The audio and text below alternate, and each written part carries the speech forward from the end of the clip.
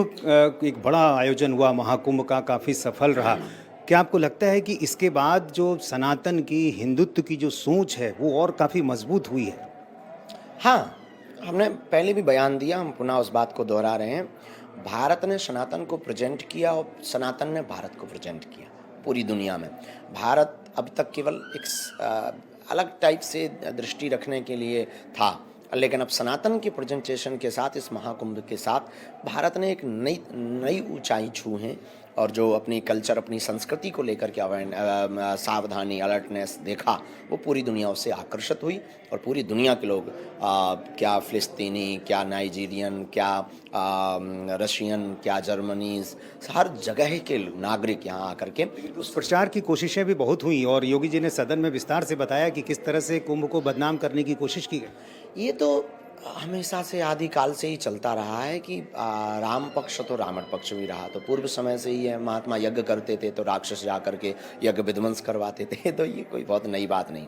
जैसे कि हम कहीं भी कथा करने जाते हैं तो एक आध विवाद करने वाले आ ही जाते हैं, तो हम समझ लेते हैं कि आदिकाल में पहले तो यज्ञ विध्वंस करते थे, अब कम से कम बोले ही भर रहे हैं, इतने में ही कुशलता है। अच्छा, औरंगजेब की चर्चा आजकल बड़ी हो रही है। कुछ नेता कह रहे हैं कि औरंगजेब महान था, अब उसको जिस तरीके से पेश किया जा रहा है वो सही नहीं है।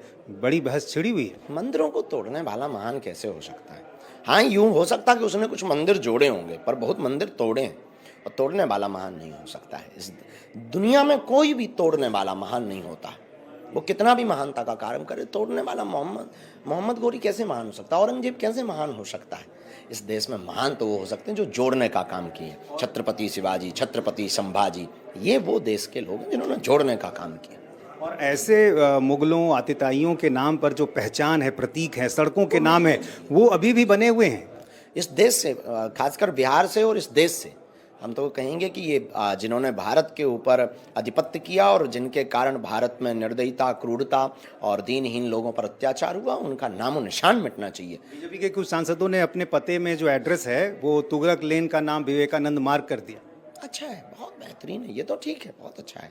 सनातन के हित के, राष्ट्र हित के लिए जो कार्य कर रहे हैं वो बहुत अच्छा। कोई भी पार्टी का व्यक्ति हो, देखो, आप अगर बाबर की चर्चा इस देश में करो कि बाबर महान, अकबर महान, औरंगजेब महान, तो निश्चित रूप से ये विचारधारा आपकी बतलाती है कि आप राष्ट्र के उन लोगों को खंडित कर रहे हैं जिन लोगों ने इस देश को और तुम्हारे पूर्वजों को, तुम्हें बचाने के लिए अपने प्राण न्यौछावर किए। अलीगढ़ मुस्लिम विश्वविद्यालय में छात्रों ने इजाज़त मांगी होली मिलन की, इजाज़त नहीं दी गई उनको। अब ये वहाँ का निर्णय है, पता नहीं इस बारे में। अच्छा, पीओके के बारे में क्या राय है आपकी?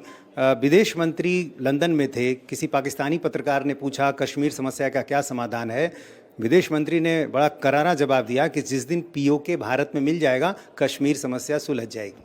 हाँ, वो तो हम पूर्ववत ही हमने इस पर अपनी टिप्पणी रखी हो, जो माननीय एस जयशंकर जी ने कहा, विदेश मंत्री ने बहुत अद्भुत कहा, अच्छा कहा। और पीओके भारत का अधिकार है।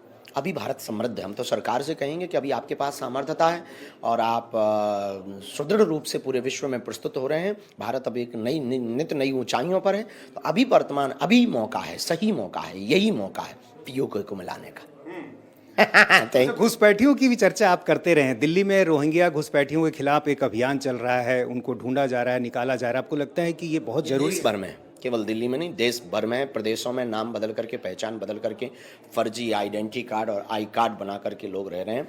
हम तो भारत के प्रत्येक नागरिकों को अपील करेंगे आपकी मीडिया के माध्यम से, सजग रहें, सावधान रहें, सुरक्षित रहें, आसपास रहने वाले लोगों पर निगाह रखें, उनका परिचय लें, उनका पता लें, उनकी हकीकत जानें और पता चलने पर उन्हें देश से बाहर करें। वक्फ बोर्ड में संशोधन की बात चल रही है, आप एक कदम आगे बढ़ के कह रहे हैं कि इसे खत्म कर देना चाहिए।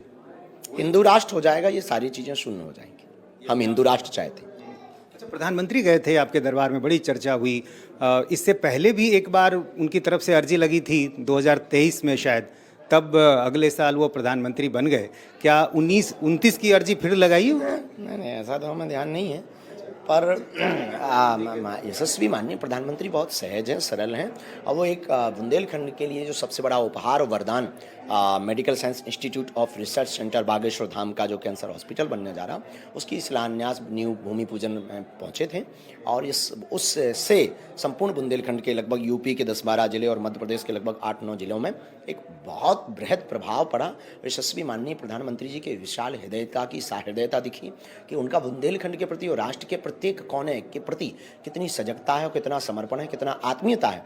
और उस क्षेत्र को, हमारा विचार है बुंदेलखंड क्षेत्र को स्वास्थ्य से मजबूत करना, शिक्षा से मजबूत करना, क्योंकि आज भी वहाँ पलायनवाद बहुत ज़्यादा है, ट्राइबल एरिया है, धर्मांतरण बहुत ज़्यादा है, सड़कें टूटी हुई हैं, स्वास्थ्य की सुविधा 120-150 किलोमीटर तक ठीक नहीं है, समय पर उपचार ना मिलने पर कई लोगों के प्राण चले जाते हैं। तो इस देश में बहुत ऐसे मुद्दे हैं जिन मुद्दों पर कार्य करना चाहिए, और ये प्रत्येक व्यक्ति का कर्तव्य है, ना कि केवल सरकार का कर्तव्य है। इस देश में व्यक्ति को सरकार बनना चाहिए और व्यक्ति विशेष में सजगता और सावधानी और अपने कर्तव्यों के प्रति सुदृढ़ता आनी चाहिए। सबसे बड़ी दिक्कत है कि यहाँ सब व्यक्ति सरकारों से करवाना चाहते हैं। हमारी सोच थोड़ा उल्टी है। हम सरकारों की बजाय हम चाहते हैं व्यक्ति स्वयं इतना स्वावलंबी, इतना आत्मनिर्भर, इतना मजबूत बने कि वो खुद अपने क्षेत्र के डेवलपमेंट के लिए विजन और मिशन रखें। जैसे वर्तमान समय में यशस्वी प्रधानमंत्री जी भारत को 2037 तक विकसित राष्ट्रों में खड़ा करने का विजन मिशन ले चुके हैं, तो हम लोगों को अपने क्षेत्र के लिए ये सोच रख लेनी चाहिए। तो हमें लगता है भारत बदलते देर नहीं लगेगी। आखिरी सवाल, बिहार के लिए क्या संदेश है?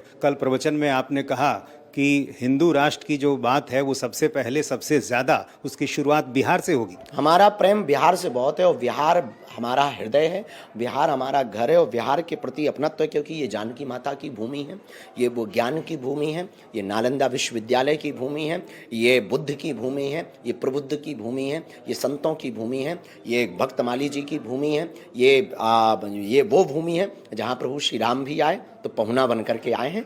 तो इस बिहार में हम चाहते हैं कि जो भी हमारे प्रियजन रहते हैं उनका बड़ा स्नेह है, बिहार से हमारा बहुत लगाव है और उनका बहुत अटूट प्यार है। हम ऋण, इनका कर्जा जिंदगी भर नहीं चुका पाएंगे। पिछली कथा का जो हमारे ऊपर कर्ज है, नौबतपुर तरित पाली मठ का, वो कर्जा हम नहीं चुका पाएंगे। तो बिहार हम आते रहेंगे, विरोध करने वालों को हम मुंह तोड़ जवाब देते रहेंगे।